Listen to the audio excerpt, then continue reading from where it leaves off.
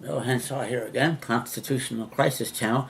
And this video is kind of an adjunct to an earlier one I did in this session, about why do you want to do this and about self-esteem and all that you get from doing it. This is going to be a subset of that called What Do You Do at a Traffic Stop? And in this day and age, that's a much more important question than most of you maybe realize that it is, especially the number of people these days that are getting shot in the head during traffic stops for expired license plates or this, that, and the other. I mean, it's obviously a big problem, at least in certain parts of the country. So the point here is that if you do what I do, and you take my dockets and go in there and you beat them a time or two or maybe even three, you get to the point where you realize at the traffic stop, for the most part, you're going to be confronted by a cop or cops that are so damn ignorant of the law, it's next to useless to speak to them about that.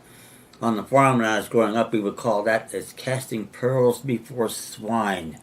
You don't waste your time doing it, number one. Number two, if you know and you've had some good success, especially in the traffic court, you sign your documents as you'll be instructed to do, CF, before you write your name, under duress.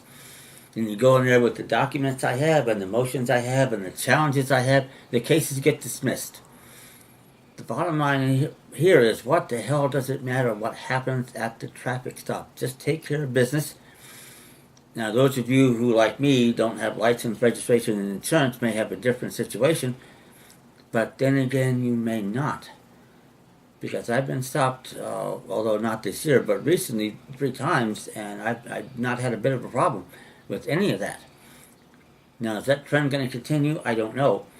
But now I tell them, especially if it's during office hours, call a DA down there and call the traffic commissar and let them tell you whether you want to file charges against me. You're going to hear it straight up. They want nothing to do with me. And hopefully that's where I can get you, and in relatively short order. It really doesn't take that much.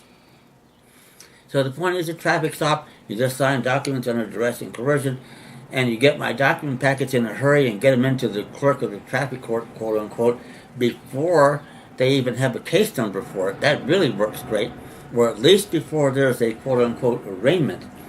And now you've got them dead to rights. And with the motions I'm going to have in my updated packet, this gets even better, because you simply have to be able to raise these issues. And I have had some concerns about that, and I still do. But from what I've seen from the Supreme Court of the United States, I think these arguments are going to be winners, and they're worth taking. And at the same time, we're going to be reserving all rights when we do this. They'll be in the documents, and we're saying to the court, okay, with the authorities we have, we believe we can do it. We're going to reserve our rights, though, kind of like crossing your fingers and saying, wait a minute, you're not going to hold us to this, because we have to be able to put a defense on. If we can't do that, why bother to even have an arraignment, let alone a trial? Just enter the director's verdict of guilt, send us the bill, that's the end of it. That's how bad this is these days, and that's what I'm trying to reverse, especially in the traffic court, quote unquote. Although this is going to work in probate, it's going to work in the regular criminal courts, across the board. The issues that we're putting in there, they don't have jurisdiction. We can prove it. They can't. This will give you a better mindset than you can believe at your next traffic stop, where you know you have nothing to worry about. You just do whatever it is they want you to do under duress and coercion. They're going to be none the wiser. And unfortunately, they're probably not even going to know that this happened. And I think that needs to change too, because the cop issues a ticket like this, they should get regular feedback on their tickets, what happened to them and why.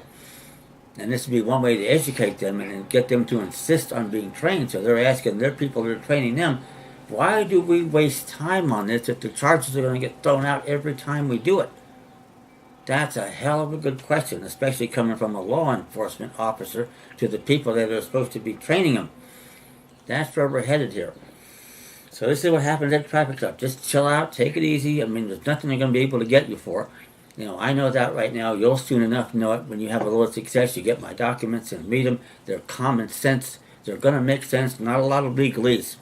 And by the way, in that respect, I always encourage comments, suggestions, and questions at my email address for right now, ccaspary@live.com, because I want to make things as clear and easy as I can for us from our side of the ledger, and as difficult and irrefutable for them on the other. The sooner we get there, the better off all of us are going to be. Thank you.